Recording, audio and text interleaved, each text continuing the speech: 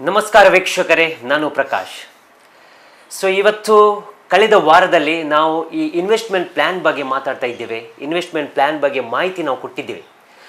ಇವತ್ತು ಒಂದು ಪರ್ಟಿಕ್ಯುಲರ್ ಒಂದು ಕಾನ್ಸೆಪ್ಟ್, ಈ ಇನ್ವೆಸ್ಟ್ಮೆಂಟ್ ಪ್ಲ್ಯಾನಲ್ಲಿ ಒಂದು ಕಾನ್ಸೆಪ್ಟ್ ಏನಂದರೆ ಮ್ಯೂಚುವಲ್ ಫಂಡ್. ಅದರ ಮಾಹಿತಿ ಕೊಡಲಿಕ್ಕೆ ನಮ್ಮೊಟ್ಟಿಗೆ ಇದ್ದಾರೆ ಇವತ್ತು ಸ್ಟುಡಿಯೋದಲ್ಲಿ ರಾಬಿನ್ ವಾಸ್. ಅವರು ಪರ್ಸನಲ್ ಇನ್ವೆಸ್ಟ್ಮೆಂಟ್ ಸರ್ವಿಸ್ ಪ್ರೊಫೆಷನಲ್ ಆಗಿ ಕಾರ್ಯನಿರ್ವಹಿಸ್ತಿರೋ ಒಬ್ಬ ವ್ಯಕ್ತಿ ಅಂತ ಹೇಳ್ಬೋದು. ಎಷ್ಟೋ ಮಂದಿಗೆ ಅವರು ಮಾಹಿತಿ ಕೊಟ್ಟಿದ್ದಾರೆ. ಆ ಮಾಹಿತಿಯೊಂದು ಇವತ್ತು ನಮ್ಮೊಟ್ಟಿಗೆ ಹಂಚಲಿಕ್ಕೆ ಅವ್ರು ರೆಡಿ ಇದ್ದಾರೆ. ಅವರನ್ನು ಪ್ರೀತಿಯಿಂದ ಸ್ವಾಗತಿಸೋಣ. ಸ್ವಾಗತ ಸರ್ ನಿಮಗೆ. ಧನ್ಯವಾದಗಳು. ಅದೇ ರೀತಿ ಈ ಸ್ಪರ್ಶ ಯೂಟ್ಯೂಬ್ ಚಾನಲನ್ನು ಸಬ್ಸ್ಕ್ರೈಬ್ ಮಾಡಿ, ಶೇರ್ ಮಾಡಿ. ಇದರ ಮಾಹಿತಿ ನಿಮಗೆ ಮಾತ್ರ ಅಲ್ಲ, ಬೇರೆಯವರಿಗೆ ಸಹ ಕೊಟ್ಟಾಗೆ ಆಗ್ತದೆ. ಮಾಹಿತಿಯನ್ನು ಬೇರೆಯವರಿಗೆ ನಾವು ಶೇರ್ ಮಾಡೋಣ. ಇವತ್ತು ಮ್ಯೂಚುವಲ್ ಫಂಡ್ ಬಗ್ಗೆ ನಾವು ಎಲ್ಲ ಕಡೆ ಎಲ್ಲ ಬೋರ್ಡಲ್ಲಿ ನಾವು ನೋಡ್ತೇವೆ, SIP mutual fund, SIP mutual fund. ಆದರೆ ಇದರ ಮಾಹಿತಿ ನಮಗೆ ಗೊತ್ತಿಲ್ಲ. ಇದರ ಮಾಹಿತಿ ನಮಗೆ ಇವತ್ತು ಕೊಟ್ಟಿದ್ದಾರೆ. ಸರ್, ಇವತ್ತು ಮ್ಯೂಚುವಲ್ ಫಂಡ್ ಅಂದರೆ ಏನು, ವಿಧಗಳಿವೆ, ಅಥವಾ ಮ್ಯೂಚುವಲ್ ಫಂಡ್ ಮೀನಿಂಗ್ ಏನು? ನೋಡಿ, ಮ್ಯೂಚುವಲ್ ಫಂಡ್ ಎನ್ನುವಂಥದ್ದು ಶೇರ್ ಮಾರ್ಕೆಟಲ್ಲಿ ಹೂಡಿಕೆ ಮಾಡುವಂಥ ಒಂದು ವಿಧಾನ. ಓಕೆ. ಈಗ ಶೇರ್ ಮಾರ್ಕೆಟ್ ಅಂದರೆ ಏನು? ಓಕೆ. ಈಗ ಶೇರ್ ಮಾರ್ಕೆಟ್ ಅಂದರೆ ಇದು ಒಂದು ರೀತಿಯಲ್ಲಿ ನಾವು ಹೇಳ್ಬೋದು, ಇಡೀ ಭಾರತದ ಅರ್ಥವ್ಯವಸ್ಥೆಯ ಒಂದು ಪ್ರತಿಫಲನ ಅದು. ಓಕೆ. ಭಾರತದ ಅರ್ಥವ್ಯವಸ್ಥೆ ಯಾವ ರೀತಿ ನಡೀತದೆ ಅದು ನಮಗೆ ಆ ಶೇರ್ ಮಾರ್ಕೆಟ್ ನೋಡ್ಲಿಕ್ಕೆ ಸಿಗುತ್ತೆ. ಓಕೆ. ಈ ಕಂಪನಿಗಳವರು ಏನು ಮಾಡ್ತಾರೆ ಅಂದ್ರೆ, ಅವರಿಗೆ ಅವರ ಕಂಪನಿಯಲ್ಲಿ ಹೆಚ್ಚಿನ ಬಂಡವಾಳ ಬೇಕಾದಾಗ ಇರ್ಬೋದು, ಎಕ್ಸ್ಪಾನ್ಷನ್ ಮಾಡಲಿಕ್ಕೆ, ಬೇರೆ ಕೆಲಸಗಳಿಗೆ ಅವ್ರು ಶೇರ್ಗಳು ಬಿಡುಗಡೆ ಮಾಡ್ತಾರೆ. ಅಂಡ್ ಅದನ್ನು ಅವರು ಮಾರ್ಕೆಟ್ ಅಲ್ಲಿ ಕೊಡ್ತಾರೆ. ಅದನ್ನು ನಾವು ಪರ್ಚೇಸ್ ಮಾಡ್ತಾರೆ, ಶೇರ್ಸ್ ನಾವು ಅದನ್ನು ಕರೀತೇವೆ, ಅದ್ರಲ್ಲಿ ಹೂಡಿಕೆ ಮಾಡ್ತೇವೆ. ಈಗ ಶೇರ್ ಮಾರ್ಕೆಟ್ ಅಲ್ಲಿ ಹೂಡಿಕೆ ಮಾಡ್ಲಿಕ್ಕೆ ಎರಡು ರೀತಿಯಲ್ಲಿ ಮಾಡಬಹುದು. ಒಂದು, ನಾವು ಡೈರೆಕ್ಟ್ ಆಗಿ ಇನ್ವೆಸ್ಟ್ ಮಾಡುವಂಥದ್ದು. ಡೈರೆಕ್ಟ್ ಆಗಿ ಶೇರ್ಗಳು ಇನ್ವೆಸ್ಟ್ ಮಾಡಬೇಕಾದ್ರೆ ಅದರ ಬಗ್ಗೆ ನಾವು ಬಹಳಷ್ಟು ಮಾಹಿತಿ ಪಡೆಯಬೇಕಾಗುತ್ತೆ. ಅದು ಯಾವ ರೀತಿಯ ಕಂಪನಿ, ಅವರ ಫ್ಯೂಚರ್ ಅಲ್ಲಿ ಯಾವ ರೀತಿ ಅದು ಹೋಗ್ಬೋದು. ಯಾಕೆಂದ್ರೆ ಅದು ಉದ್ಯಮ ಹೇಳುವಾಗ ಅದು ಮುಂದೆ ಆ ಉದ್ಯಮ ಒಳ್ಳೇದು ಆಗ್ಬೋದು ಅಥವಾ ಕೆಳಮಟ್ಟಕ್ಕೆ ಹೋಗ್ಬೋದು, ಇವನ್ ಕ್ಲೋಸ್ ಕೂಡ ಆಗ್ಬೋದು. ಹೀಗಿರುವಾಗ ಅದರ ಬಗ್ಗೆ ಬಹಳಷ್ಟು ತಿಳಿದುಕೊಂಡು ಮಾಡ್ಬೇಕು, ನಾವೇ ರಿಸರ್ಚ್ ಮಾಡ್ಬೇಕು, ಅದೆಲ್ಲ ಮಾಡಬೇಕಾಗುತ್ತೆ. ಯಾರಿಗಿದು ಸಾಧ್ಯ ಇದೆ ಅವರು ಡೈರೆಕ್ಟ್ ಆಗಿ ಹೂಡಿಕೆ ಮಾಡ್ಬೋದು. ಬಟ್ ಹೆಚ್ಚಿನವರಿಗೆ ಇದು ಮಾಡ್ಲಿಕ್ಕೆ ಸಾಧ್ಯ ಇಲ್ಲದಂತ ವಿಚಾರ. ಯಾಕೆಂದ್ರೆ ಅದರ ಬಗ್ಗೆ ಅಷ್ಟೊಂದು ಮಾಹಿತಿ, ಅದು ತಿಳಿದುಕೊಳ್ಳುವಂತ ಜ್ಞಾನ ಇರುವುದಿಲ್ಲ, ಸಮಯ ಇರುವುದಿಲ್ಲ. ಅವರಿಗೋಸ್ಕರ ಇರುವಂತ ಒಂದು ವ್ಯವಸ್ಥೆ ಅಂದ್ರೆ ಮ್ಯೂಚುವಲ್ ಫಂಡ್. ಈಗ ಮ್ಯೂಚುವಲ್ ಫಂಡ್ ಅಲ್ಲಿ ಏನಾಗುತ್ತೆ ಅಂದ್ರೆ, ಮ್ಯೂಚುವಲ್ ಫಂಡ್ ಅಲ್ಲಿ ನಿಮಗೆ ಆ ಫಂಡ್ ಮ್ಯಾನೇಜ್ ಮಾಡ್ಲಿಕ್ಕೆ ಫಂಡ್ ಮ್ಯಾನೇಜರ್ ಇರ್ತಾರೆ. ಅವರದೇ ರಿಸರ್ಚ್ ಟೀಮ್ ಇರುತ್ತೆ. ಅವರೇನ್ ಮಾಡ್ತಾರೆ, ಈ ಕಂಪನಿಗಳ ಎಲ್ಲ ಏನ್ ಹೇಳ್ತಾರೆ ನಾವು ಬ್ಯಾಲೆನ್ಸ್ ಶೀಟ್ಸ್ ಇದೆಲ್ಲ ಸ್ಟಡಿ ಮಾಡಿಕೊಂಡು, ಅವರ ಕಾಂಪಿಟೇಟರ್ಸ್ ಯಾರು ನೋಡಿಕೊಂಡು, ಇದನ್ನ ಸ್ಟಡಿ ಮಾಡಿಕೊಂಡು ಅವ್ರು ಕೆಲವೊಂದು ಶೇರ್ಗಳ ಆಯ್ಕೆ ಮಾಡ್ತಾರೆ.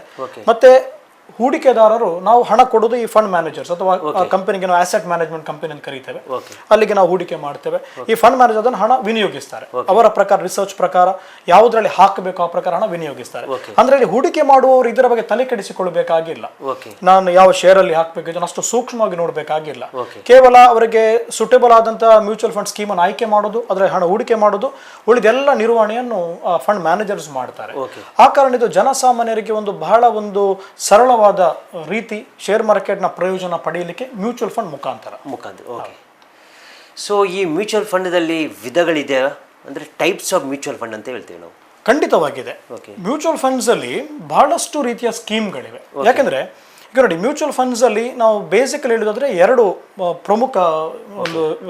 ವಿಧಗಳು.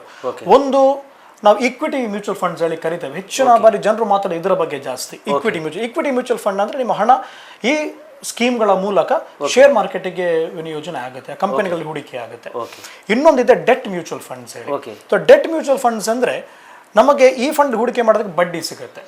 ಈಗ ಹೇಗೆ ನಾವು ಬ್ಯಾಂಕ್ ಅಲ್ಲಿ ಹಣ ಇಟ್ಟಾಗ ನಮಗೆ ಬಡ್ಡಿ ಕೊಡ್ತಾರೆ, ಬ್ಯಾಂಕ್ನವ್ರು ಬಡ್ಡಿ ಕೊಡೋದು ಹೇಗೆಂದ್ರೆ ಅದನ್ನು ಲೋನ್ ಕೊಟ್ಟು ಅದನ್ನು ಬರುವ ಆದಾಯದಲ್ಲಿ ಅವರು ಸ್ವಲ್ಪ ಉಳಿಸಿಕೊಂಡು ನಮಗೆ ಕೊಡುವಂಥದ್ದು.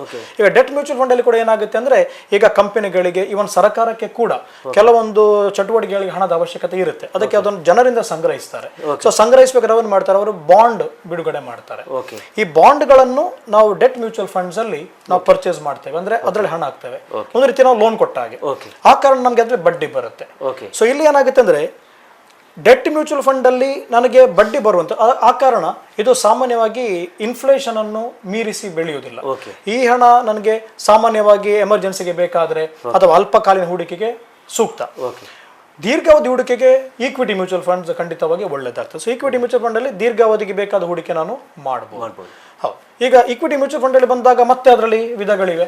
ನಾವು ಹೇಳ್ತೇವೆ large cap, mid cap, small cap, ಹೀಗೆ ಹೇಳಿ ಹಲವಾರು ವಿಧಗಳನ್ನು ನಾವು ಹೇಳ್ತಾ ಹೋಗ್ಬೋದು. ಅದೇ ಡೆಟ್ ಮ್ಯೂಚುವಲ್ ಫಂಡ್ ಅಲ್ಲೂ ಮತ್ತೆ ವಿಧಗಳಿವೆ. Like ultra short funds, liquid funds, short term funds, ಹೀಗೆ ಹೇಳಿ ಹಲವಾರು ವಿಧಗಳಿವೆ. ಓಕೆ, ಅಂದರೆ ಮೇಯ್ನ್ ಆಗಿ ಬರೋದೊಂದು 2 ಟೈಪ್ಸ್ ಅಂತ ಹೇಳ್ಬೋದು.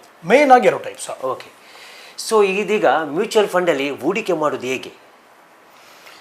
ಮ್ಯೂಚುವಲ್ ಫಂಡ್ಸಲ್ಲಿ ಹೂಡಿಕೆ ಮಾಡಬೇಕಾದ್ರೆ ಓಕೆ, ಇದಕ್ಕೆ ಮುಖ್ಯವಾಗಿ ನಾವು ಮೊದಲಿಗೆ KYC ಮಾಡಬೇಕಾಗುತ್ತೆ. Okay, so KYC know your customer ಹೇಳಿ. ಓಕೆ, ಸೊ ಅದಕ್ಕೆ ಏನು ಬೇಕಾಗುತ್ತೆ ಅಂದ್ರೆ ಮುಖ್ಯವಾಗಿ ಆಧಾರ್ ಕಾರ್ಡ್ ಓಕೆ, ಮತ್ತೆ ಪ್ಯಾನ್ ಕಾರ್ಡ್, ಇದು ಪರಸ್ಪರ ಲಿಂಕ್ ಆಗಿರಬೇಕು. ಓಕೆ, ಇದು ಮತ್ತೆ ಒಂದು ಫೋಟೋ, ಇಂಥ ಬೇಸಿಕ್ ದಾಖಲೆಗಳನ್ನು ನಾವು ಕೊಡಬೇಕಾಗುತ್ತೆ. ಸೊ ಅದು ಕೊಟ್ಟಾಗ ನಮಗೆ ಆ ನಂತರ KYC ಯಾವಾಗ ನಾವು ಕಾಂಪ್ಲೈಂಟ್ ಆಗ್ತೇವೆ, ನಮ್ದು KYC ಪಾಸ್ ಆಗ್ತದೆ, ಆ ನಂತರ ನಾವು ಹೂಡಿಕೆ ಮಾಡಲಿಕ್ಕೆ ಸಾಧ್ಯ ಇದೆ. ಸೊ ಹೂಡಿಕೆ ಮಾಡುವಾಗ ಮ್ಯೂಚುವಲ್ ಫಂಡಲ್ಲಿ ಕೂಡ ನಾವು ನಮಗೆ ತಿಳಿತದಾದರೆ ನಾವು ಡೈರೆಕ್ಟಾಗಿ ಹೂಡಿಕೆ ಮಾಡ್ಬೋದು, ಅಥವಾ ಯಾರಾದರೂ ಮ್ಯೂಚುವಲ್ ಫಂಡ್ ಡಿಸ್ಟ್ರಿಬ್ಯೂಟರ್ಸ್ ಇರ್ತಾರೆ ಅಥವಾ ಅಡ್ವೈಸರ್ಸ್ ಇರ್ತಾರೆ, ಅವರ ಸಹಾಯದಿಂದ ಕೂಡ ಮಾಡ್ಬೋದು. ಸೊ ನನ್ನ ಮಾಹಿತಿ ಪ್ರಕಾರ ನಾವೊಂದು ಸ್ಟಾಕನ್ನು ಪರ್ಚೇಸ್ ಮಾಡುವಾಗ ಅದಕ್ಕೆ ಒಂದು ಡಿಮ್ಯಾಟ್ ಅಕೌಂಟ್ ಅಂತ ಬೇಕು. ಡಿಮ್ಯಾಟ್ ಅಕೌಂಟ್ ಇಲ್ಲದ್ರೆ ನಮಗೆ ಪರ್ಚೇಸ್ ಮಾಡಲಿಕ್ಕೆ ಸಾಧ್ಯವಾಗುವುದಿಲ್ಲ. ಸೊ ಇಲ್ಲಿ ಮ್ಯೂಚುವಲ್ ಫಂಡಲ್ಲಿ ಬರುವಾಗ ಡಿಮ್ಯಾಟ್ ಅಕೌಂಟ್ ಬೇಕಾ? ಮ್ಯೂಚುವಲ್ ಫಂಡ್ ಹೂಡಿಕೆಗೆ ಡಿಮ್ಯಾಟ್ನ ಅವಶ್ಯಕತೆ ಇರುವುದಿಲ್ಲ. ಹೌದು. ಶೇರ್ಗಳಲ್ಲಿ ಹೂಡಿಕೆ ಮಾಡ್ತೀರಾದ್ರೆ ನೀವು ಆವಾಗ ಡಿಮ್ಯಾಟ್ ಬೇಕಾಗುತ್ತೆ.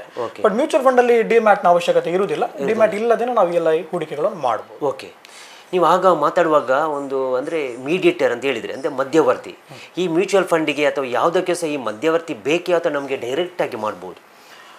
ಖಂಡಿತವಾಗಿ ಇದು ಡಿಪೆಂಡ್ ಆಗ್ತದೆ ನಿಮಗೆ ಅದರ ಬಗ್ಗೆ ಎಷ್ಟು ಮಾಹಿತಿ ಇದೆ ಅನ್ನೋದರ ಬಗ್ಗೆ. ಓಕೆ, ಈಗ ಏನೋ ಒಂದು ಇದೆ, ಈಗ ಉದಾಹರಣೆಗೆ ನಾವು ಡಾಕ್ಟರ್ ಹತ್ರ ಹೋಗ್ತೇವೆ, ಕೆಲವೊಮ್ಮೆ ಡಾಕ್ಟರ್ ಹೋಗದೇನೆ ಮದ್ದು ಕೂಡ ತಗೊಳ್ತೇವೆ.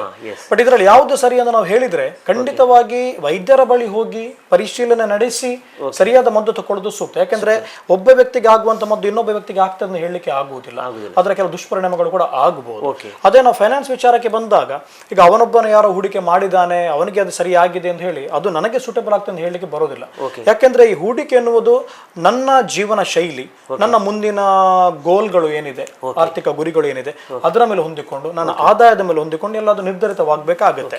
ಹಾಗಿರುವಾಗ ನೀವು ಡೈರೆಕ್ಟ್ ಆಗಿ ಹೂಡಿಕೆ ಮಾಡಿ ಇದರ ಬಗ್ಗೆ ತಿಳಿದುಕೊಂಡು, ಮತ್ತೆ ಮ್ಯೂಚುವಲ್ ಫಂಡ್ಸ್ ಅಲ್ಲಿ ಕೂಡ ಹಲವಾರು ಸ್ಕೀಮ್ಗಳಿವೆ. ಉದಾಹರಣೆಗೆ ಹೇಳೋದಾದ್ರೆ ಈ ಮ್ಯೂಚುವಲ್ ಫಂಡ್ ನಡೆಸುವ ಕಂಪನಿಗಳೇ ಸಾಧಾರಣ ಭಾರತದಲ್ಲಿ ಒಂದು 144 ಕಂಪನಿಗಳಿವೆ. ಮತ್ತೆ ಆ ಒಂದೊಂದು ಕಂಪನಿ ಒಂದು 20-25 ಸ್ಕೀಮ್ಗಳನ್ನು ನಡೆಸ್ತಾರೆ, ಬೇರೆ ಬೇರೆ ರೀತಿಯ. ಹಾಗೆ ಅಂತ ಹೇಳುವಾಗ ಸರ್ 1,500 ಹತ್ತಿರ ಬೇರೆ ಬೇರೆ ಸ್ಕೀಮ್ಗಳಿವೆ. ಅದರಲ್ಲಿ ನಿಮಗೆ ಯಾವುದು ಸೂಕ್ತ ಆಗ್ತದೆ ಅನ್ನೋದನ್ನು ನಿಮಗೆ ಆರಿಸಲಿಕ್ಕೆ ಸಾಧ್ಯ ಆಗ್ತದಾದ್ರೆ ಅವಾಗ ಖಂಡಿತವಾಗಿ ಡೈರೆಕ್ಟ್ ಆಗಿ ಮಾಡ್ಬೋದು, ಏನು ಸಮಸ್ಯೆ ಇಲ್ಲ. ಇಲ್ಲದಿದ್ದರೆ ನೀವು ಈ ಪರಿಣಿತರನ್ನು ಸಂಪರ್ಕಿಸಿ ಅವರ ಮುಖಾಂತರ ಮಾಡಿದಾಗ ನಿಮ್ಮ ಈ ಏನು ಆರ್ಥಿಕ ಗುರಿಗಳಿವೆ ಅದನ್ನು ಸಾಧಿಸಲಿಕ್ಕೆ ಸುಲಭ ಆಗ್ಬೋದು, ಮತ್ತು ಅನಗತ್ಯವಾಗಿ ಹಣ ಕಳೆದುಕೊಳ್ಳುವಂಥ ಸಾಧ್ಯತೆ ನಿಮಗೆ ಅಲ್ಲಿ ಕಡಿಮೆ ಆಗ್ಬೋದು. ಅದಕ್ಕೋಸ್ಕರ ಯಾರಿಗೆ ಈ ಬಗ್ಗೆ ನಾಲೆಜ್ ಸರಿಯಾಗಿದೆ, ಸರಿಯಾದ ರೀತಿಯಲ್ಲಿದೆ, ಅವರು ಡೈರೆಕ್ಟಾಗಿ ಮಾಡ್ಬೋದು. ಯಾರಿಗೆ ಹೆಲ್ಪ್ ಬೇಕಾಗ್ಬೋದು, ಸರಿಯಾದ ರೀತಿಯಲ್ಲಿ ಮಾಡಬೇಕೆಂದು ಅನಿಸಿದ್ರೆ ಅವರು ಪರಿಣಿತರ ಸಲಹೆ ಪಡೆದು ಒಳ್ಳೆಯದು ನನ್ನ ಭಾವನೆ. ಈ ಪ್ರಶ್ನೆ ನಾನು ಯಾಕೆ ಕೇಳಿದೆ ಅಂದರೆ, ನಮಗೆ ಹಲವಾರು ಬಾರಿ ಈ ಮೊಬೈಲ್ಗೆ ನಮಗೆ ಫೇಕ್ ಕಾಲ್ಸ್ ಬರ್ತದೆ ನೋಡಿ, ನಿಮ್ಮದು ಡಬಲ್ ನಾವು ಮಾಡಿಕೊಡ್ತೇವೆ, ತ್ರಿಬಲ್ ಮಾಡಿಕೊಡ್ತೇವೆ, ಅಥವಾ ಆ್ಯಪಿನ ಮೂಲಕ ನಾವು ಕೆಲವೊಮ್ಮೆ ಇನ್ವೆಸ್ಟ್ಮೆಂಟ್ ಮಾಡ್ತೇವೆ. ಅದಕ್ಕೆ ನಾನು ಮಧ್ಯವರ್ತಿ ಬೇಕೇನೋ ಅಥವಾ ಡೈರೆಕ್ಟಾಗಿ ಮಾಡ್ಬೋದು ಅಂತ ಈ ಪ್ರಶ್ನೆ ಕೇಳಿದೆ. ಸೊ ಈ ಪ್ರಶ್ನೆಗೆ ಈ ಆ್ಯಪಿನ ಬರುವ ಕಾಲ್ಸು, ಫೇಕ್ ಕಾಲ್ಸು, ಮತ್ತು ಆ್ಯಪ್ನಲ್ಲಿ ಕೆಲವು ಸಿಸ್ಟಮ್ಸ್ ಇದೆ, ನೀವು ಇನ್ವೆಸ್ಟ್ ಮಾಡಿ ಅದೇ ಒಂದು ಸೂಕ್ತನಾ ಅಥವಾ ನಾವು ಮಧ್ಯವರ್ತಿಗೆ ಹೋಗಲೇಬೇಕಾ? ಈಗ ಆ್ಯಪ್ಗಳು ಹೇಳುವಾಗ ಈ ದಿನಗಳಲ್ಲಿ ಕೆಲವೊಂದು ಕೇವಲ ಹಣ ಮಾಡೋ ಉದ್ದೇಶದಿಂದ ಬಂದ ಆ್ಯಪ್ಗಳು ಕೂಡ ಇವೆ. ಅದರಲ್ಲಿ ಫೇಕ್ ಯಾವುದು ಇದೆ, ಸರಿಯಾದ ಯಾವುದು ನಿರ್ಧರಿಸಬಹುದು ಸ್ವಲ್ಪ ಕಷ್ಟ ಆಗುತ್ತೆ. ನೀವು ಸರಿ, ನಿಮ್ಗೆ ಈಗ ಆಲ್ರೆಡಿ ತಿಳಿದಂಥ ಆ್ಯಪ್ ಇದ್ರೆ, ಆಲ್ರೆಡಿ ಅದರಲ್ಲಿ ಇನ್ವೆಸ್ಟ್ ಮಾಡಿದ್ದಾರೆ, ಸರಿಯಾಗಿ ಹೋಗ್ತಾ ಇದೆ ಅನ್ನೋ ನಿಮಗೆ ಮಾಹಿತಿ ಇದ್ರೆ ಅದರ ಬಗ್ಗೆ ಸ್ವಲ್ಪ ರಿಸರ್ಚ್ ಮಾಡಿ ಸೂಕ್ತವಾದ ಆ್ಯಪ್ ಆದ ಅದರ ಮೂಲಕ ಇನ್ವೆಸ್ಟ್ ಮಾಡ್ಬೋದು, ಮಾಡಬಾರ್ದೇನಿಲ್ಲ. ಬಟ್ ಅದೇ ನಾನು ಆಗ ಹೇಳಿದ ಪ್ರಕಾರ ನೀವು ಯಾವಾಗ ಡೈರೆಕ್ಟಾಗಿ ಮಾಡಿದೆ ಅಲ್ಲಿ ನಿಮಗೆ ಯಾರು ಸಲಹೆ ಕೊಡುವವರು ಅಥವಾ ಸರಿಯಾದ ರೀತಿಯಲ್ಲಿ ನಿಮ್ಮ ಜೀವನ ಶೈಲಿಗೆ ಸರಿಯಾಗಿ ಅಲ್ಲಿ ನಿಮಗೆ ಸಲಹೆ ಕೊಡೋರು ಯಾರು ಇರುವುದಿಲ್ಲ, ನಿರ್ಧಾರಗಳು ನಿಮ್ಮದಾಗಿರ್ತದೆ. ಅಲ್ಲಿ ನಿಮಗೆ ಅಡ್ವರ್ಟೈಸ್ಮೆಂಟ್ ಕೊಟ್ಟಿರ್ತಾರೆ ಅವರಷ್ಟೇ, ಆ ಅಡ್ವರ್ಟೈಸ್ಮೆಂಟ್ ಅಲ್ಲಿ ತೋರಿಸಿದಾಗೆಲ್ಲ ಇರಬೇಕೆಂದೇನಿಲ್ಲ. ಹಾಗಿರುವಾಗ ನೀವು ನಿಮ್ಮ ಮೇಲೆ ಅದು ಅವಲಂಬಿತವಾಗಿದೆ, ನೀವು ಹೂಡಿಕೆ ಮಾಡೋದಾದ್ರೆ ಮಾಡಬಹುದು, ಸಮಸ್ಯೆ ಇಲ್ಲ. ಅದಕ್ಕೋಸ್ಕರ ಇದರ ಬಗ್ಗೆ ನಿಮ್ಮ ವಿವೇಚನೆ ಮತ್ತೆ ನಿಮ್ಮ ಸ್ವಲ್ಪ ರಿಸರ್ಚ್ ಅಲ್ಲಿ ಬೇಕಾಗ್ಬೋದು. ನೀವು ಸುರಕ್ಷಿತ ರೀತಿಯಲ್ಲಿ ಆಲೋಚನೆ ಮಾಡೋದು ನನ್ನ ಪ್ರಕಾರ ನೀವು ಸರಿಯಾದ ರೀತಿಯಲ್ಲಿ ಪರಿಣಿತರ ಮುಖಾಂತರ ಹೋದರೆ ಅದರಷ್ಟು ಸೇಫ್ ಆಪ್ಷನ್ ಬೇರೆ ಇಲ್ಲ ಅಂತ ನಾನು ಹೇಳ್ಬೋದು. ಸೊ ಕಳೆದ ಎಪಿಸೋಡಲ್ಲಿ ನಾನು ಇನ್ವೆಸ್ಟ್ಮೆಂಟಲ್ಲಿ ಪ್ರಯೋಜನ ಏನು, ಇದರ ಉದ್ದೇಶ ಏನು ನಾನು ಕೇಳಿದೆ. ಸೊ ಇವತ್ತು ಸಹ ಸೇಮ್ ಕ್ವಶನ್ ನಾನು ಕೇಳ್ತೇನೆ, ಮ್ಯೂಚುವಲ್ ಫಂಡಲ್ಲಿ ಉದ್ದೇಶವೇನು, ಇದರ ಪ್ರಯೋಜನ ಏನು? ಮ್ಯೂಚುವಲ್ ಫಂಡಲ್ಲಿ ನಾವೀಗ ಜನಸಾಮಾನ್ಯರಿಗೂ ಸೂಕ್ತವಾದ ರೀತಿಯಲ್ಲಿ ಹೂಡಿಕೆ ಮಾಡಲಿಕ್ಕೆ ಒಂದು ಬಹಳ ಉತ್ತಮ ಮಾರ್ಗ ಅಂದರೆ mutual fund. So mutual fund ಮುಖಾಂತರ ಅವರು ಶೇರ್ ಮಾರ್ಕೆಟಲ್ಲಿ ಹೂಡಿಕೆ ಮಾಡಿ ಅದರ ಲಾಭ ಗಳಿಸಲಿಕ್ಕೆ, ಮುಖ್ಯವಾಗಿ ಹೇಳಿದಾಗೆ ಹಣದುಬ್ಬರ ಮೀರಿಸುವ ಒಂದು ಗಳಿಕೆ ಪಡೆಯಲಿಕ್ಕೆ ಅವರಿಗೆ ಸಾಧ್ಯ ಆಗುತ್ತೆ. ಜೊತೆಗೆ ಎಕ್ಸ್ಪರ್ಟ್ ಹೆಲ್ಪ್ ಅವರಿಗೆ ಸಿಗುತ್ತೆ. ಇಲ್ಲಿ ಇನ್ನೊಂದು ವಿಷಯ ಬರುತ್ತೆ ಏನಂದ್ರೆ, ಈಗ ಮ್ಯೂಚುವಲ್ ಫಂಡ್ ಮತ್ತೆ ಡೈರೆಕ್ಟ್ ಶೇರ್ ಹೂಡಿಕೆಗೆ ಏನು ವ್ಯತ್ಯಾಸ ಬರ್ಬೋದು ಅಂತ ನೋಡಿದ್ರೆ, ಈಗ ಶೇರ್ ಮಾರ್ಕೆಟ್ ಅಲ್ಲಿ ಸ್ವಲ್ಪ ದೊಡ್ಡ ಮಟ್ಟದ ಹಣ ಬೇಕು ನಮಗೆ. ಈಗ ಉದಾಹರಣೆಗೆ ನಾನೊಂದು ಕಂಪನಿ ಶೇರ್ ಬೈ ಮಾಡ್ತೇನೆ ಆದ್ರೆ ಆ ಇಡೀ ಶೇರ್ ಅನ್ನು ನಾನು ಪರ್ಚೇಸ್ ಮಾಡಬೇಕಾಗುತ್ತೆ. ಒಳ್ಳೆ ಕಂಪನಿ ಶೇರ್ ಹೇಳಿದಾಗ ಅದರ ಕ್ರಯ ಕೂಡ ಜಾಸ್ತಿ ಇರುತ್ತೆ. ಹಾಗೆ ಹೇಳಿ ನಾನೀಗ ಒಂದು ಕಂಪನಿ ಹಣ ಹೂಡಿಕೆ ಮಾಡಿದೆ ಎಂದಿಟ್ಟುಕೊಳ್ಳುವ, ಹಾಗೆ ಮಾಡಿದಾಗ ನಾಳೆ ಈಗ ಇದನ್ನು ಮಾಡೋದು ದೀರ್ಘಾವಧಿ ಹೂಡಿಕೆಗೆ. ಈಗ ನಾಳೆ ಒಂದು ಕೆಲವು ವರ್ಷಗಳ ನಂತರ, 10 ವರ್ಷಗಳ ನಂತರ, 15 ವರ್ಷಗಳ ನಂತರ ನನಗೆ ಹಣ ಬೇಕೆಂದು ಹೇಳುವಾಗ ಆ ಕಂಪನಿ ಮುಚ್ಚಿದ್ರೆ ಆಗ ನಿಮ್ಮ ಹಣ ಸಂಪೂರ್ಣವಾಗಿ ಹೋಗಿರ್ತದೆ. ಅದಕ್ಕೆ ಏನ್ ಮಾಡ್ಬೋದು ಅಂದ್ರೆ, ನೀವು ಒಂದು ಕಂಪನಿ ಹೂಡಿಕೆ ಮಾಡೋದು ಸರಿಯಾದ ರೀತಿ ಅಲ್ಲ. ಅದಕ್ಕೆ ಡೈವರ್ಸಿಫಿಕೇಶನ್ ಅನ್ನು ಕರಿತೇವೆ. ರಿಸ್ಕ್ ಅನ್ನು ಮ್ಯಾನೇಜ್ ಮಾಡೋದು ವಿಧಾನ ಇದು. ಡೈವರ್ಸಿಫಿಕೇಶನ್ ಅಂದ್ರೆ ನಿಮ್ಮ ಎಲ್ಲ ಮೊಟ್ಟೆಗಳನ್ನು ಒಂದೇ ಬುಟ್ಟಿಯಲ್ಲಿ ಇಡಬಾರದು ಎಂದು ಹೇಳೋದು ನೀವು ಕೇಳಿರ್ಬೋದು. ಬುಟ್ಟಿ ಕೆಳಗೆ ಬಿದ್ರೆ ಎಲ್ಲ ಮೊಟ್ಟೆಗಳು ಒಳಗೆ ಹೋಗ್ತವೆ. ಅದಕ್ಕೆ ನಾವು ಹೂಡಿಕೆ ಮಾಡೋಕೆ ಯಾವ ರೀತಿ ಮಾಡಬೇಕಂದ್ರೆ, ಒಂದು ಕಂಪನಿಯಲ್ಲಿ ಮಾಡದೆ ಹಲವಾರು ಕಂಪನಿಗಳಲ್ಲಿ ಮಾಡಬೇಕಾಗುತ್ತೆ. ಉದಾಹರಣೆಗೆ ಈಗ ಭಾರತದಲ್ಲಿ ಹಲವಾರು ಕ್ಷೇತ್ರಗಳಿವೆ. ಬ್ಯಾಂಕಿಂಗ್ ಸೆಕ್ಟರ್ ಇದೆ, ಸಾಫ್ಟ್ವೇರ್ ಇದೆ, ಫಾರ್ಮಾ ಇದೆ, ಮ್ಯಾನುಫ್ಯಾಕ್ಚರಿಂಗ್, ಅದರಲ್ಲಿ ಆಟೋ ಇಂಡಸ್ಟ್ರಿ ಬರುತ್ತೆ, ಸ್ಟೀಲ್ ಬರುತ್ತೆ. ಹಾಗೆ ಹೇಳಿ ಒಂದು 20ಕ್ಕೂ ಹೆಚ್ಚಿನ ಕ್ಷೇತ್ರಗಳಿವೆ. ಈ ಪ್ರತಿ ಕ್ಷೇತ್ರ ನೀವು ಹೂಡಿಕೆ ಆಗುವ ರೀತಿಯಲ್ಲಿ ನೀವು ಹೂಡಿಕೆ ಮಾಡಬೇಕು. ಈಗ ಹಾಗೆ ಮಾಡ್ಲಿಕ್ಕೆ ಹೋದಾಗ ಜನಸಾಮಾನ್ಯರಿಗೆ ಅದು ಕಷ್ಟ, ಯಾಕೆಂದ್ರೆ ಬಹಳ ದೊಡ್ಡ ಮಟ್ಟದ ಹಣ ಅಲ್ಲಿ ಬೇಕಾಗುತ್ತೆ. ಬಟ್ ಈಗ ಅಷ್ಟು ಕಂಪನಿ ಮಾಡಿದಾಗ ಏನಾಗುತ್ತೆ ಅಂದ್ರೆ, ಅಡ್ವಾಂಟೇಜ್ ಏನಂದ್ರೆ ಅದರಲ್ಲಿ ಎಲ್ಲ ಕಂಪನಿಗಳದ್ದು ಮುಚ್ಚಲಿಕ್ಕಿಲ್ಲ. ಯಾಕೆಂದ್ರೆ ಎಲ್ಲ ಕಂಪನಿ ಮುಚ್ಚಿದ್ರೆ ನಮ್ಮ ಭಾರತದ ಅರ್ಥವ್ಯವಸ್ಥೆ ಹೋದ ರೀತಿ. ಹಾಗೆ ಆದಾಗ ನಿಮ್ಮ ಬ್ಯಾಂಕ್ ಅಲ್ಲಿ ಇಟ್ಟ ಹಣನೂ ಇರುವುದಿಲ್ಲ. ಅಷ್ಟು ಒಂದು ಪರಿಸ್ಥಿತಿ ಆಲೋಚನೆ ಮಾಡಿದ್ರೆ ಅಂತ ಪರಿಸ್ಥಿತಿ ನಾರ್ಮಲಿ ಆಗುವುದಿಲ್ಲ. ಹಾಗಾಗಿ ಬಟ್ ಅಲ್ಲಿ ದೊಡ್ಡ ಮಟ್ಟದ ಹಣ ಬೇಕು ಹಾಗೆ ಮಾಡಬೇಕಾದ್ರೆ. ಅದೇ ನಾವು ಮ್ಯೂಚುವಲ್ ಫಂಡ್ ಅಲ್ಲಿ ಹೋದಾಗ ಏನಾಗುತ್ತೆ ಅಂದ್ರೆ, ಮ್ಯೂಚುವಲ್ ಫಂಡ್ ಅಲ್ಲಿ ಕಡಿಮೆ ಅಂದ್ರೆ ಕೆಲವು ಫಂಡ್ಸ್ಗಳಲ್ಲಿ 500 ರೂಪಾಯಿಂದಲೂ ಆರಂಭ ಮಾಡಬಹುದು ಹೂಡಿಕೆಯನ್ನು. ಸೊ ಅಷ್ಟು ಕಡಿಮೆ ಹಣದಲ್ಲಿ ಯಾರಿಗೂ ಮಾಡ್ಲಿಕ್ಕೆ ಆಗುತ್ತೆ. ಬಟ್ ಇದರಲ್ಲಿ ಏನಾಗುತ್ತೆ ಅಂದ್ರೆ, ನೀವು ಹಾಕಿದ ಹಣ, ನಿಮ್ಮ ಹಣ ಮತ್ತೆ ಇತರ ಹಣ ಸೇರಿದಾಗ ಆ ಫಂಡ್ ಮ್ಯಾನೇಜರ್ ಹತ್ರ ಒಂದು ಕೋಟಿ ಗಟ್ಟಲೆ ಹಣ ಆಗುತ್ತೆ. ಆ ಹಣದಿಂದ ಅವನೇನ್ ಮಾಡ್ತಾನೆ ಅಂದ್ರೆ, ಎಲ್ಲ ಕ್ಷೇತ್ರಗಳ ಕಂಪನಿಗಳ ನಮ್ಮ ರಿಸರ್ಚ್ ಪ್ರಕಾರ ಹೂಡಿಕೆ ಮಾಡ್ತಾನೆ. ಹಾಗೆ ಮಾಡಿದಾಗ ನಿಮ್ಮ ಒಂದು 500 ರೂಪಾಯಿ ಇರ್ಬೋದು, 1000 ಇರ್ಬೋದು, ಅದು 40-50 ಕಂಪನಿಗಳಲ್ಲಿ ತನ್ನಷ್ಟಾಗಿ ಹಂಚಿ ಹೋಗ್ತದೆ. ಅಷ್ಟು ಕಡಿಮೆ ಹಣದಲ್ಲಿ ಅಷ್ಟು ಡೈವರ್ಸಿಫಿಕೇಶನ್ ನೀವು ಪಡೀತೀರಿ. ಆಗ ನಿಮ್ದು ಈ ರಿಸ್ಕ್ ಏನಾಗುತ್ತೆ, ಒಂದು ಕಂಪನಿ ಹಾಕಿದ್ರೆ ಕಂಪನಿ ಮುಳುಗುವ ಸಾಧ್ಯತೆ ಅದೆಲ್ಲ ನಿಮ್ಗೆ ಇಲ್ಲಿ ಏನಾಗುತ್ತೆ ಅಂದ್ರೆ, 5 ಕಂಪನಿ ಮುಳುಗಿದ್ರು ಸಮಸ್ಯೆ ಇಲ್ಲ. ಉಳಿದ ಕಂಪನಿಗಳಲ್ಲಿ ಕೆಲವೊಂದು ಬಹಳಷ್ಟು ಉತ್ತಮ ಒಂದು ಮಟ್ಟಕ್ಕೆ ಬೆಳೆಯಬಹುದು, ಕೆಲವು ಮಧ್ಯಮ ಮಟ್ಟದಲ್ಲಿ ಬೆಳೆಯಬಹುದು. ಹಾಗೆ ಹೇಳುವಾಗ ಇದೆಲ್ಲ ಏನುಂಟು, ಸ್ವಲ್ಪ ಸಣ್ಣ ಪುಟ್ಟ ಲಾಸ್ಗಳನ್ನು ಅದು ನಿಭಾಯಿಸಿಕೊಂಡು ಹಣದುಬ್ಬರವನ್ನು ಮೀರಿಸುವ ಗಳಿಕೆ ನಿಮಗೆ ಇಲ್ಲಿ ಪಡೆಯಲಿಕ್ಕೆ ಅಲ್ಲಿ ಮತ್ತು ನಿಮಗೆ ಸಾಧ್ಯ ಆಗುತ್ತೆ. ಇದು ಒಂದು plus point of the mutual fund. Risk ಕಡಿಮೆ ಆಗುತ್ತೆ ಡೈವರ್ಸಿಫಿಕೇಶನ್ ಮುಖಾಂತರ, ಹಾಗೂ ಜನಸಾಮಾನ್ಯರಿಗೆ ಕಡಿಮೆ ಹಣದಲ್ಲೂ ಒಂದು ದೊಡ್ಡ ಮೊತ್ತದ ಹಣ ಸಂಗ್ರಹಿಸಲಿಕ್ಕೆ ಸಾಧ್ಯ ಆಗುತ್ತೆ. ಸೊ ರಿಸ್ಕಿನ ಬಗ್ಗೆ ಮಾತಾಡುವಾಗ ಇಲ್ಲಿ ಸಹ ರಿಸ್ಕ್ ಅಪಾಯ ಇದೆಯಾ ಮ್ಯೂಚುವಲ್ ಫಂಡ್ ಅಲ್ಲಿ? ಖಂಡಿತ ಇದೆ. ರಿಸ್ಕ್ ಇಲ್ಲದಂತ ವಿಚಾರ ಯಾವುದು ಬರುವುದಿಲ್ಲ. ರಿಸ್ಕ್ ಇಲ್ಲ. ಇಲ್ಲಿ ರಿಸ್ಕ್ ಏನಂದ್ರೆ, ನೀವು ಹೂಡಿಕೆ ಮಾಡಿದ್ದು ಸರಿ ಇಲ್ಲದೆ, ಅಥವಾ ನೀವು ಯಾವ ಕಂಪನಿ ಹೂಡಿಕೆ ಮಾಡಿದಿರಿ ಆ ಕಂಪನಿ ಮುಚ್ಚಿ ಹೋದಾಗ ನಿಮ್ಮ ಹಣ ಕಂಪ್ಲೀಟ್ ಆಗಿ ಕಳೆದುಕೊಳ್ಳೋದು. ಇಲ್ಲಿ ರಿಸ್ಕ್ ಅಂದ್ರೆ ಹಣ ಕಳೆದುಕೊಳ್ಳೋದು. ಅದಕ್ಕೆ ಹಣ ಕಳೆದುಕೊಳ್ಳದಂತೆ ನಾವು ಅದರ ಬಗ್ಗೆ ಸರಿಯಾದ ರೀತಿಯಲ್ಲಿ ಹಣ ವಿನಿಯೋಜನೆ ಮಾಡಬೇಕು. ಮುಖ್ಯವಾಗಿ ಮ್ಯೂಚುವಲ್ ಫಂಡ್ ಅಲ್ಲಿ ಮಾಡಿದಾಗ ಅದರಲ್ಲಿ ಕೂಡ ನೀವು ಸರಿಯಾದ ಸ್ಕೀಮ್ಗಳ ಆಯ್ಕೆ ಮಾಡಿದ್ರೆ, ಈಗ ನೋಡಿ ಮ್ಯೂಚುವಲ್ ಫಂಡ್ ಅಲ್ಲಿ ಪ್ರತಿಯೊಂದು ಸ್ಕೀಮ್ಗೆ ಅದರದೇ ಆದ ಒಂದು ಇನ್ವೆಸ್ಟ್ಮೆಂಟ್ ಆಬ್ಜೆಕ್ಟಿವ್ ಹೇಳಿದೆ. ಸೊ ಆ ಇನ್ವೆಸ್ಟ್ಮೆಂಟ್ ಆಬ್ಜೆಕ್ಟಿವ್ ಅಂದ್ರೆ ಈ ಅದರಲ್ಲಿ ಅವ್ರು ಕೊಟ್ಟಿರ್ತಾರೆ ಆ ಸ್ಕೀಮ್ ಅಲ್ಲಿ, ಈ ಹಣವನ್ನು ಎಲ್ಲಿ ತೊಡಗಿಸ್ತಾ ಇದ್ದೇವೆ, ಸಾಧಾರಣ ಎಷ್ಟು ಅವಧಿಯ ಹೂಡಿಕೆ ಇದರಲ್ಲಿ ಬೇಕಾಗ್ತದೆ, ಇದೆಲ್ಲ. ಸೊ ಅದು ನನ್ನ ಆರ್ಥಿಕ ಗುರಿಗೆ ಮ್ಯಾಚ್ ಆಗಬೇಕು. ನನಗೆ 2 ವರ್ಷದಲ್ಲಿ ಹಣ ಬೇಕು, ನಾನು ಅಲ್ಲಿ 10 ವರ್ಷಕ್ಕಿಂತ ಮೇಲ್ಪಟ್ಟು ಹೂಡಿಕೆ ಮಾಡಬೇಕಾದ ಸ್ಕೀಮಲ್ಲಿ ಹಾಕಿ ಬಿಟ್ರೆ, ಮತ್ತೆ 2 ವರ್ಷದಲ್ಲಿ ಹಣ ತೆಗಿಲಿಕ್ಕೆ ಹೋಗಲ್ಲ, ಹಣ ನನಗೆ ಲಾಸ್ ಆಗಿದೆ ಹೇಳಿದ್ರೆ ಅದು ನನ್ನ ತಪ್ಪು, ಸರಿ ಅಲ್ವಾ? ಅದಕ್ಕೆ ಆ ಇನ್ವೆಸ್ಟ್ಮೆಂಟ್ ಆಬ್ಜೆಕ್ಟ್ ತಿಳಿದುಕೊಂಡು ಆ ಪ್ರಕಾರ ಹೂಡಿಕೆ ಮಾಡಿದ್ರೆ ಖಂಡಿತವಾಗಿ ಇದರಲ್ಲಿ ರಿಸ್ಕ್ ಮ್ಯಾನೇಜ್ ಮಾಡಲಿಕ್ಕೆ it is by default mutual fund ಅಲ್ಲಿ ವ್ಯವಸ್ಥೆ. ನಾನು ಆಗ್ಲೇ ಹೇಳಿದ ಪ್ರಕಾರ ಆ ಡೈವರ್ಸಿಫಿಕೇಶನ್ ಏನಿದೆ ನೋಡಿ, ಅದರಲ್ಲಿ ಡಿಫಾಲ್ಟ್ ಆಗಿ ಅದರಲ್ಲಿ ಇದೆ. ಆ ಕಾರಣ ನೀವು ನಿಯಮಿತವಾಗಿ ಹೂಡಿಕೆ ಮಾಡೋದು, ಸರಿಯಾದ ಸ್ಕೀಮನ್ನು ಆಯ್ಕೆ ಮಾಡೋದು ಮಾಡಿದ್ರೆ ನಿಮಗೆ ಇಲ್ಲಿ ರಿಸ್ಕ್ ಖಂಡಿತವಾಗಿ ಇದೆ. ನಿಮಗೆ ಅಲ್ಪಾವಧಿಯಲ್ಲಿ ಈ ಶೇರ್ ಮಾರ್ಕೆಟ್ನ ಏರಿಳಿತಕ್ಕೆ ಸರಿಯಾಗಿ ನೀವು ಹಾಕಿದ ಹಣಕ್ಕಿಂತ ಕಡಿಮೆ ತೋರಿಸಬಹುದು. ಬಟ್ ನೀವು ನಿಮ್ಮ ಇನ್ವೆಸ್ಟ್ಮೆಂಟ್ ಆಬ್ಜೆಕ್ಟಿವ್ ಮತ್ತೆ ಆರ್ಥಿಕ ಗುರಿ ಮ್ಯಾಚ್ ಮಾಡಿ ಹಾಕಿದ್ರೆ ಆಗ ನಿಮಗೆ ಆ ಸರಾಸರಿ ಆದಾಯ ಏನಿದೆ, ಶೇರ್ ಮಾರ್ಕೆಟ್ ಏರಿಳಿತಗಳು ಅದನ್ನು ನಿಭಾಯಿಸಿಕೊಂಡು ಅದರ ಮೇಲೆ ನಿಮಗೆ ಆದಾಯ ಪಡೆಯಲಿಕ್ಕೆ ಒಂದು ಸಾಧ್ಯ ಆಗ್ತದೆ. ಸೊ ರಿಸ್ಕ್ ಖಂಡಿತವಾಗಿ ಇದೆ, ಬಟ್ ರಿಸ್ಕ್ ಅನ್ನು ತಿಳಿದುಕೊಂಡು ಸರಿಯಾದ ರೀತಿ ನಿಭಾಯಿಸಿದ್ರೆ ಖಂಡಿತವಾಗಿ ನೀವೊಂದು ಸಕ್ಸಸ್ ಪಡೆಯಲಿಕ್ಕೆ ಸಾಧ್ಯ ಇದೆ.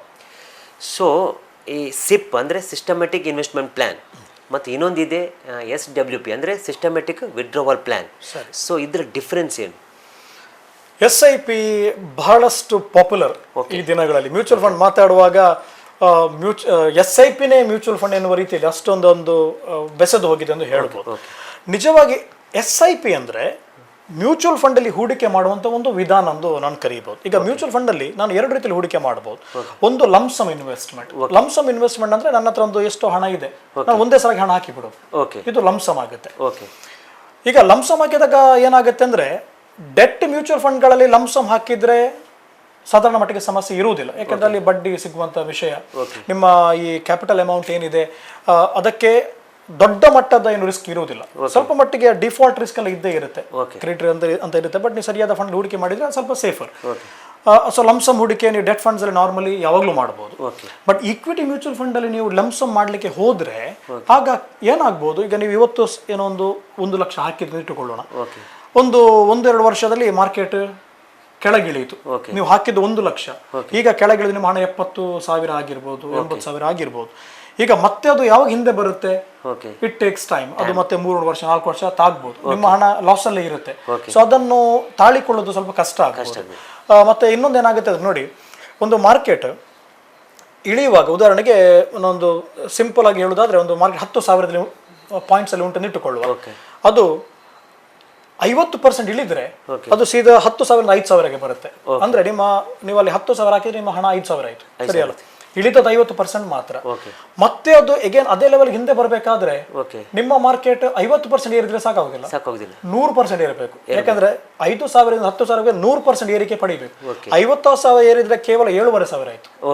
ಅಂದ್ರೆ ನಿಮ್ದು ಹಣ 10,000 5,000ಗೆ ಬಂದಿದೆ, ಅದು ಮತ್ತೆ ಬಿದ್ದದ 50% ಮಾತ್ರ. ಬಟ್ ಮತ್ತೆ ಒರಿಜಿನಲ್ ಲೆವೆಲ್ಗೆ ಬರಬೇಕಾದ್ರೆ 100% ಏರ್ಬೇಕಂದ್ರೆ ಅದು ಅಷ್ಟು ಸುಲಭದ ಮಾತಲ್ಲ. ಸೊ ಅದಕ್ಕೆ ಅಂತ ರಿಸ್ಕ್ ಅವಾಯ್ಡ್ ಮಾಡೋದಕ್ಕೋಸ್ಕರ ಈಕ್ವಿಟಿ ಮ್ಯೂಚುವಲ್ ಫಂಡ್ ಅಲ್ಲಿ best way is systematic investment plan. ಅದನ್ನು ನೀವು ಈಗ SIP ಎಂದು ಹೇಳಿದ್ರಿ.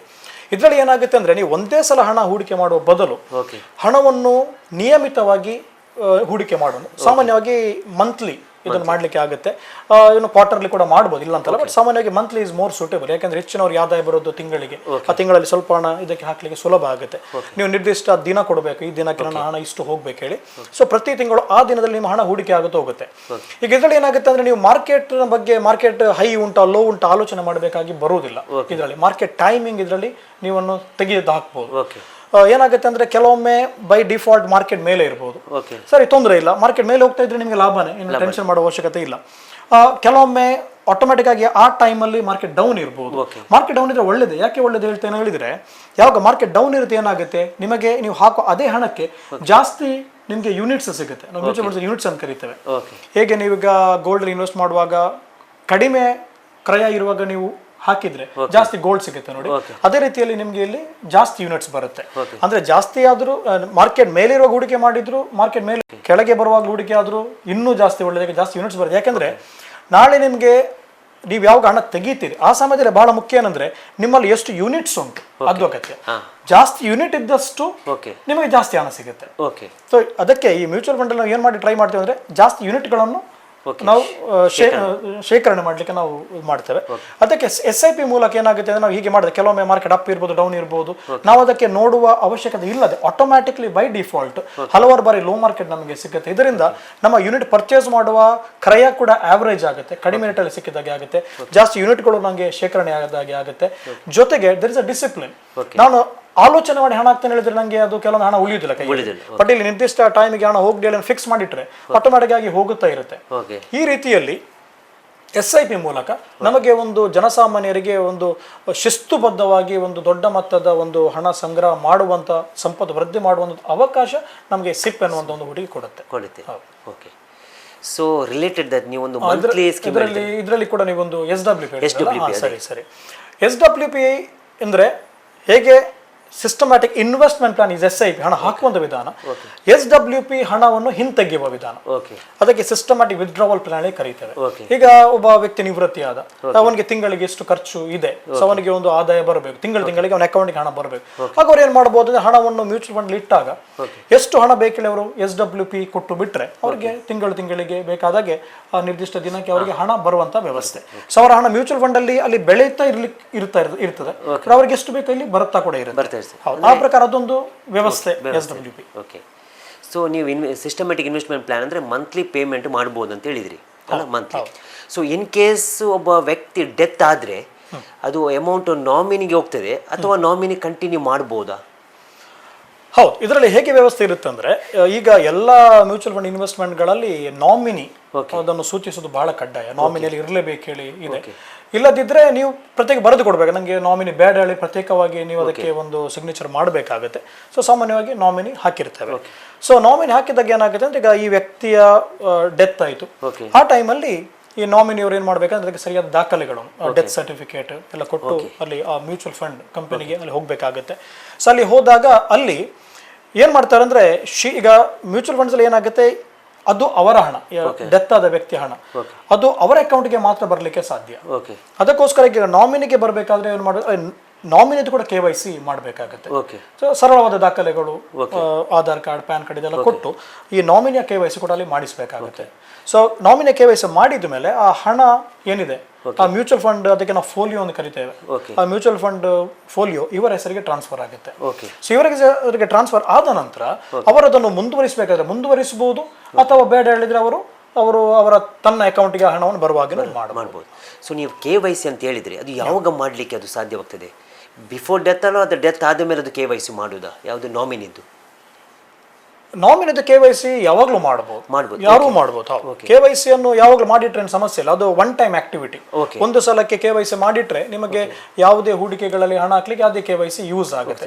ಆ ಕಾರಣ ನಾಮಿನಿಯ ಬಳಿ KYC ಇಲ್ಲದಿದ್ರೆ ಆ ಟೈಮಲ್ಲಿ ಮಾಡಬೇಕಾಗುತ್ತೆ. ಒಂದು ವೇಳೆ ಆಲ್ರೆಡಿ ಅವರು ಮಾಡಿದ್ದಾರೆ, KYC ಆಲ್ರೆಡಿ ಇದೆ ಅಂತಾದ್ರೆ ಅದೇ KYC ಯೂಸ್ ಮಾಡ್ಲಿಕ್ಕೆ ಆಗುತ್ತೆ, ಪ್ರತ್ಯೇಕವಾಗಿ ಮಾಡೋ ಅವಶ್ಯಕತೆ ಬರುವುದಿಲ್ಲ.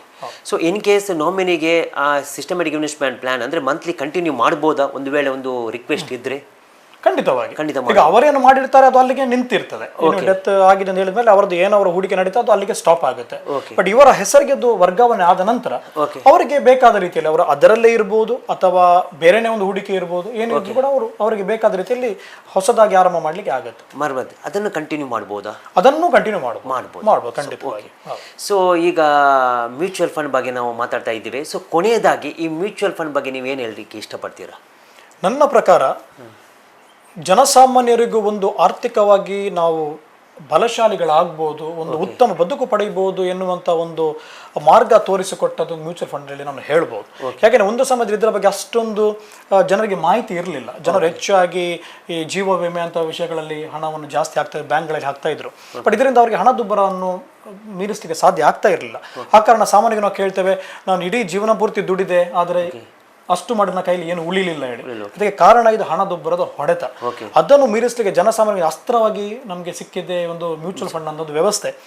ಇದು ಎಲ್ಲರಿಗೆ ಮಾಡಲಿಕ್ಕೆ ಸಾಧ್ಯ ಇರುವಂಥ ಒಂದು ವಿಷಯ. ಆ ಕಾರಣ ಎಲ್ಲರೂ ಒಂದಲ್ಲ ಒಂದು ರೀತಿಯಲ್ಲಿ ತಮ್ಮ ಜೀವನದ ಗುರಿಗಳನ್ನು ತಿಳಿದುಕೊಂಡು ಆ ಪ್ರಕಾರ ಹೂಡಿಕೆ ಖಂಡಿತವಾಗಿ ಮಾಡಬಹುದು ಇದರಲ್ಲಿ, ಅಥವಾ ಮಾಡಲೇಬೇಕೆಂದು ನಾನು ಹೇಳಲಿಕ್ಕೆ ಬಯಸ್ತೇನೆ. ಸೊ ಅದಕ್ಕೆ ಮ್ಯೂಚುವಲ್ ಫಂಡಲ್ಲಿ ಹೂಡಿಕೆ ಮಾಡಬೇಕಾದ್ರೆ ಇದರಲ್ಲಿ ಮುಖ್ಯವಾಗಿ ಏನಾಗುತ್ತೆ ಅಂದರೆ ಒಂದು ಶಿಸ್ತು. ಏನಂದ್ರೆ, ಈಗ ನಾವು ಏನು ಆರಂಭ ಮಾಡ್ತೇವೆ, ಆರಂಭ ಮಾಡಿದ್ದನ್ನು ಅದು ನಡುವೆ ಬಿಡದೆ ಅದನ್ನು ನಾವು ಡಿಸಿಪ್ಲಿನ್ಡ್ ವೇಲ್ ಇನ್ವೆಸ್ಟ್ ಮಾಡಿದಾಗ ಮಾತ್ರ ಈ ರೀತಿಯ ಒಂದು ಸಾಧನೆ ಮಾಡ್ಲಿಕ್ಕೆ ಸಾಧ್ಯ ಆಗುತ್ತೆ. ಇಲ್ಲ ನಾನು ಏನೋ ಆರಂಭ ಮಾಡಿದೆ, ನಡು ನಿಲ್ಲಿಸಿದೆ, ಯಾರ ಏನು ಹೇಳಿದ್ರು ನಾನು ಅಲ್ಲಿಗೆ ನಿಲ್ಲಿಸಿದೆ, ಹಾಗೆ ಆಗ್ಲಿಕ್ಕೆ ಬಾರದು. ಒಂದು ಯೋಜನೆ ಹಾಕಿಕೊಂಡು ಅದಕ್ಕೆ ಸ್ಟಿಕ್ ಆಗಿ ಹೋದ್ರೆ, ಅದೇ ರೀತಿಯಲ್ಲಿ ನನ್ನ ಆರ್ಥಿಕವಾಗಿ ನನ್ನ ಆದಾಯ ಬೆಳೆದಾಗ ನಾನು ಇದನ್ನು ಕೂಡ ಅಪ್ಗ್ರೇಡ್ ಮಾಡಬಹುದು. ಇದು ಒಂದು ಫಿಕ್ಸ್ ಅಲ್ಲ. ಅಂದ್ರೆ ಈಗ ನೀವು ಇಷ್ಟಕ್ಕೆ ಆರಂಭ ಮಾಡಿದಿರಿ, ಆಮೇಲೆ ಈಗ 1,000 ಆರಂಭ ಮಾಡಿದಿರಿ, ಮುಂದುವರೆದ ನಿಮ್ಮ ಆದಾಯ ಬೆಳೆಯಿತು, ಆಗ ನೀವು ಖಂಡಿತ ಏರಿಸಬಹುದು. ಅದನ್ನು ಅಷ್ಟಕ್ಕೆ ನಿಲ್ಲಿಸಬೇಕಂದ್ರೆ ಏರಿಸ್ತಾ ಹೋಗ್ಬೋದು. ಅದೇ ರೀತಿಯಲ್ಲಿ ಮುಂದೆ ಹೋದಾಗ ಏನು ಸಮಸ್ಯೆ ಬಂತು, ಏನಾದ್ರು ತೊಂದರೆ ಆಯಿತು, ಕಟ್ಟಲಿಕ್ಕೆ ಆಗ್ಲಿಲ್ಲ, ನಿಲ್ಲಿಸಲೂಬಹುದು. ಇದರಲ್ಲಿ ಹೀಗೆ ಅಲ್ಲ, ನೀವು ಕಟ್ಟಲೇಬೇಕು ಜೀವನ ಪೂರ್ತಿ, ಹಾಗೇನಿರುವುದಿಲ್ಲ. ಇದರಲ್ಲಿ ನೀವು ಏರಿಸಲೂಬಹುದು, ಕಡಿಮೆ ಮಾಡಲೂಬಹುದು, ಏನಾದ್ರು ಎಮರ್ಜೆನ್ಸಿ ಬಂದ್ರೆ ತೆಗಿಲೂಬಹುದು. ಅದಕ್ಕೆ ನಾವು ಎಮರ್ಜೆನ್ಸಿ ಫಂಡ್ ಅಲ್ಲಿ ಸಪರೇಟ್ ಮಾಡ್ತೇವೆ. ಆದ್ರೂ ಏನಾದ್ರು ಅಂತ ಒಂದು ಪರಿಸ್ಥಿತಿ ಬಂತು ಆಗ ತೆಗಿಲಿಕ್ಕೆ ಏನು ಸಮಸ್ಯೆ ಇಲ್ಲ. ಅಂದ್ರೆ ಇದರಲ್ಲಿ there is a flexibility. ಆ ಕಾರಣ ಇದು ಎಲ್ಲರಿಗೆ ಒಂದು ಸೂಕ್ತವಾದ ಒಂದು ಹೂಡಿಕೆ. ಅದಕ್ಕೆ ಇದನ್ನು ಸರಿಯಾದ ರೀತಿಯಲ್ಲಿ ಹೋದ್ರೆ ಖಂಡಿತವಾಗಿ ಎಲ್ಲರೂ ಕೂಡ ಬಹಳ ತೀರಾ ಜನಸಾಮಾನ್ಯರು ಕೂಡ ಬಹಳ ಒಂದು ದೊಡ್ಡ ಮಟ್ಟದಲ್ಲಿ ಒಂದು ಸಂಪತ್ತು ಗಳಿಕೆ ಮಾಡಲಿಕ್ಕೆ ಸಾಧ್ಯ ಇದೆ ಎಂದು ನಾನು ಹೇಳಲಿಕ್ಕೆ ಬಯಸ್ತೇನೆ. ಸೊ ವೀಕ್ಷಕರೇ, ಇಷ್ಟೊತ್ತಿಗೆ ನಾವು ಸರಿಯಾದ ಮಾಹಿತಿ ನಮಗೆ ಸಿಕ್ಕಿದೆ. ಈ ಮ್ಯೂಚುವಲ್ ಫಂಡ್ ಅಥವಾ ಸಿಪ್ ಅಥವಾ SWP ಅಂದರೆ ಸರಿಯಾದ ನಮಗೆ ಮಾಹಿತಿ ಸಿಕ್ಕಿದೆ. ಸೊ ಇವತ್ತು ನಮ್ಮ ಸ್ಟುಡಿಯೋಗೆ ಬಂದು ಮ್ಯೂಚುವಲ್ ಫಂಡ್ ಬಗ್ಗೆ ಅವರು ಮಾಹಿತಿ ಕೊಟ್ಟಕ್ಕೆ ನಾನು ಧನ್ಯವಾದ ಹೇಳ್ತೇನೆ. ಇದೇ ರೀತಿ ನಮ್ಮ ಯೂಟ್ಯೂಬ್ ಚಾನಲನ್ನು ಸಬ್ಸ್ಕ್ರೈಬ್ ಮಾಡಿ, ಶೇರ್ ಮಾಡಿ, ಈ ಮಾಹಿತಿಯನ್ನು ಇನ್ನೊಬ್ಬರಿಗೆ ಹಂಚಿ ಅಂತ ಹೇಳುತ್ತಾ ಇವತ್ತಿನ ಎಪಿಸೋಡನ್ನು ಮುಗಿಸ್ತೇವೆ. Thank you.